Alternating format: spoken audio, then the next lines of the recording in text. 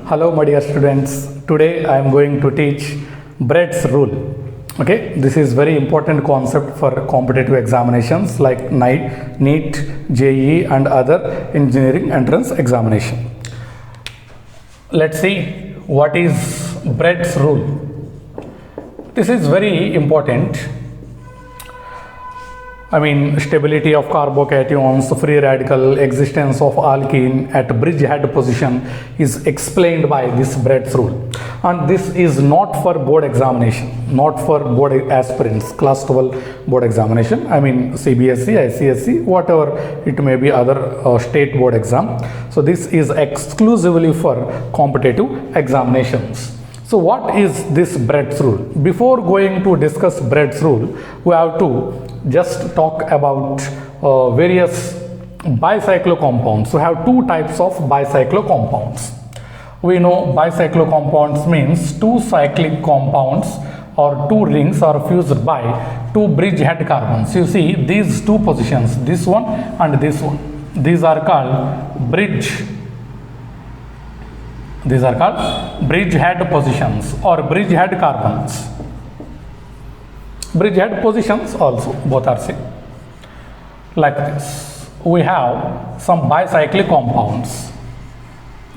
So whatever the bicyclic compound I have drawn here, in all these bicyclic compounds, there are two bridgehead positions, and between two bridgehead positions, no carbon is there. And these are simply fused. What do you call? Fused bicyclo compounds. Fused bicyclo compounds, because between these two bridgehead carbons there is no other carbon atom. If there is any carbon between two bridge positions, you see bridgehead and bridgehead, one additional carbon is present. Okay, so this can be drawn like this. Okay, first carbon, second carbon, like this. A hypothetical numbering you suppose, no problem. 1 2 3 4 5 6, it is 7. 1 2 3 4 5 6 7 means seventh carbon is present between two bridgehead positions. Between two bridgehead positions, additional carbon is there. Like this, you have suppose a bicyclic compound like this and like this. So between two bridgeheads, at least one carbon is present. One carbon, two carbons. All these are non-fused. What do you call? Non-fused bicyclo compounds. So we have two types of bicyclo compounds, that is clear. One is fused, another one is non-fused. Okay, so this basic knowledge is required for studying and understanding and applying Brett's rule in various species. Okay, let's talk about the statement of Brett's rule. What does Brett's rule say?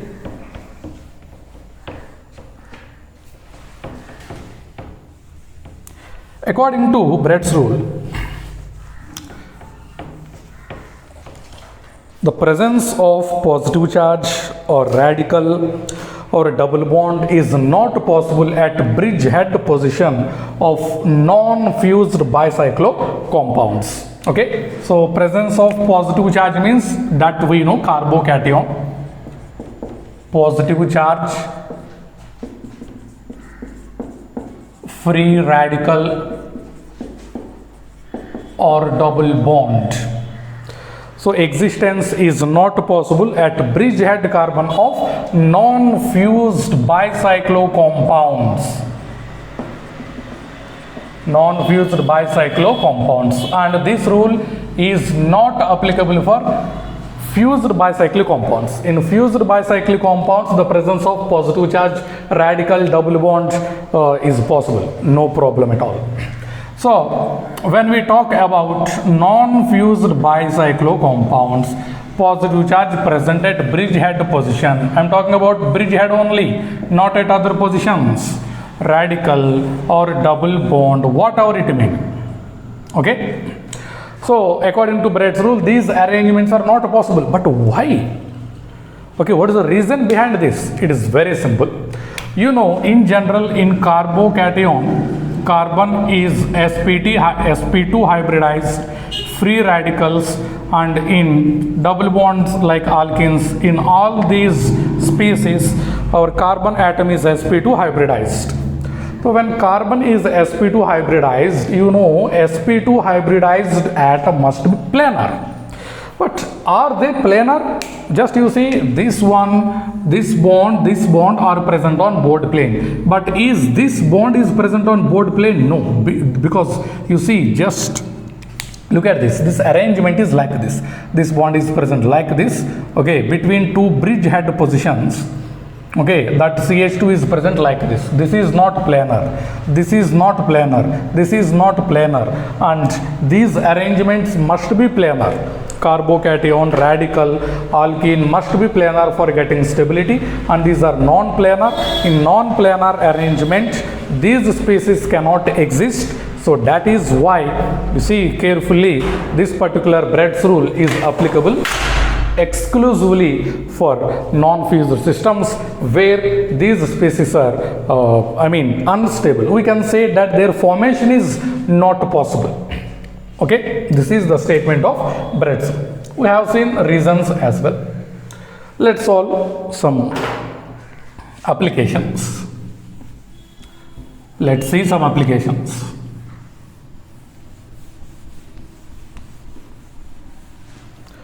What are the important applications of Brett's rule? Let's see. We know very well about carbocation rearrangement. Carbocations undergo rearrangement. Primary becomes secondary, secondary becomes tertiary. That already you know. Suppose in any particular reaction or in any particular question you are given this carbocation, or in any reaction you got this carbocation. So this one is secondary. Already this is secondary position. If you rearrange to this position, secondary becomes secondary. There is no use. Sir, here hydrogen is present, na? So we can do hydride shift. 1,2 hydride shift. Is it possible? Let's see. Let's see.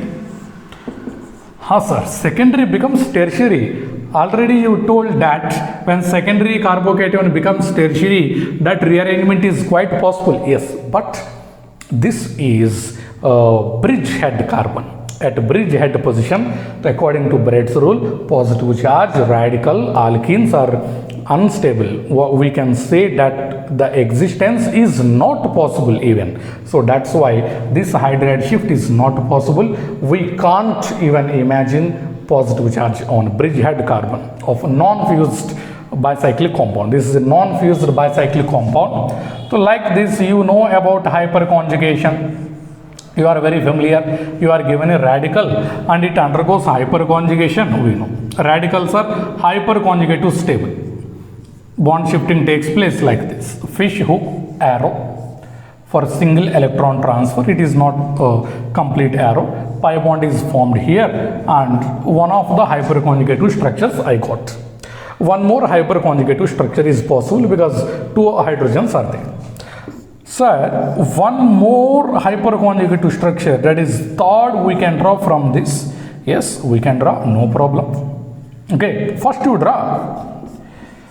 draw and let's check. Now pi bond is formed here, hyperconjugative structure. So now when pi bond is formed here, it is present at bridge head carbon. So is it possible? No. According to Brett's rule, this is not stable. So this hyperconjugative structure is not possible. So when we are asked to calculate number of hyperconjugative structures of this kind of free radicals or any other systems, then don't include this one in number of hyperconjugative structures. This is also hydrogen, but you cannot include this one, because if you include this, you are indirectly telling that, you are indirectly accepting that this is stable. No, that is not stable. So only these two hydrogens should be taken as number of hyperconjugative structures. So rearrangement of carbocation, free radical. Let's solve one of the previous year's question. Okay, previous year's competitive question from application of Brett's rule. In that examination, we are given a compound like this. Okay. Along with this, you can also check other compounds like this, derivatives of this. Okay, all are derivatives, we say. You see, in these three compounds, in which compound tautomerism is possible? This model question already came. This compound was there in the exam paper. So, how to check tautomerism, sir? We know very well, for tautomerism, at least one alpha hydrogen must be present. So, here alpha hydrogen is there. There is a dynamic equilibrium in tautomerism, we know. Okay, this is the process now. OH, enol. No doubt, enol is less stable than ketone, but still, tautomerism is possible or not? This was the question. Like this, you see, enol is possible. Yes, sir, enol exists. But here, there is no hydrogen. These two are methyl groups. Now you can abstract hydrogen from this. This is also alpha hydrogen. Sirji, as per the tautomerism concept, alpha hydrogen is available. Now I am drawing this structure. Is this enol possible? Yes, this is quite possible. Alkene is not present at bridgehead carbon. Possible. Alkene is present. Double bond is present at bridgehead carbon. So this is not possible. So tautomerism is not possible in this case, but in these two cases, tautomerism is quite possible. Okay. So let's talk some other examples, some other applications. All of you are familiar to SN1 and SN2 mechanisms in haloalkanes. Okay, haloarenes do not show SN1, SN2. Haloalkanes, halocycloalkanes show SN1 and SN2 mechanisms. Very, very famous for both board and competitive examination. And in competitive examination, when questions like this come, how to solve this? You are given this. And is SN1 or SN2 possible in this? Let's check. We know in SN1 mechanism, the rate determining step is the formation of carbocation. We know very well. This bond breakage takes place and leaving group goes outside, carbocation formation takes place. Actually, in this case, carbocation formed is this one, and that is at bridgehead carbon of non-fused system.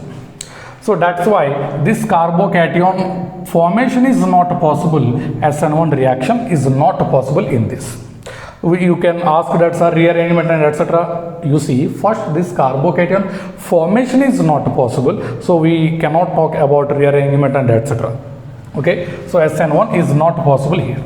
What about SN2, sir? In SN2, there is no carbocation formation. There is no double bond formation. But still, you see, when we talk about SN2 mechanism, when nucleophile approaches, suppose a negatively charged nucleophile approaches this carbon, attacks this carbon which is attached to halogen. We know what is the arrangement of this. These two bonds, suppose you take present on the board plane. Okay, this, that is tetrahedral carbon. This is broken line and this is solid line. Otherwise, you can take this is solid line, this is broken line. No problem. It means chlorine is present behind the board plane and the solid line is present in front of board plane, above the board plane, like this. This CH2 bond is present like this. Okay, this carbon is present like this. And what about chlorine? Chlorine is present behind the board plane. When nucleophile approaches, we know that nucleophile approaches from backside. When it approaches from backside, can it attack this carbon? Nucleophile has to attack this carbon, not this carbon. So when it approaches from backside, already steric group is there, you see. From backside, already hindrance is there. So it cannot approach from backside. So if you take chlorine front side, this group will go backside. Anyway, nucleophile has to approach from backside of this leaving group. So backside of this leaving group, already this bulky group is present. This it causes steric hindrance. There is no chance for attack of nucleophile from backside. So that's why the halogen which is directly attached to bridge head position of non-fused bicyclo compounds does not show SN1 and SN2 reactions. So these are the applications of Brad's rule, very important for competitive examination. Thank you very much for watching my video.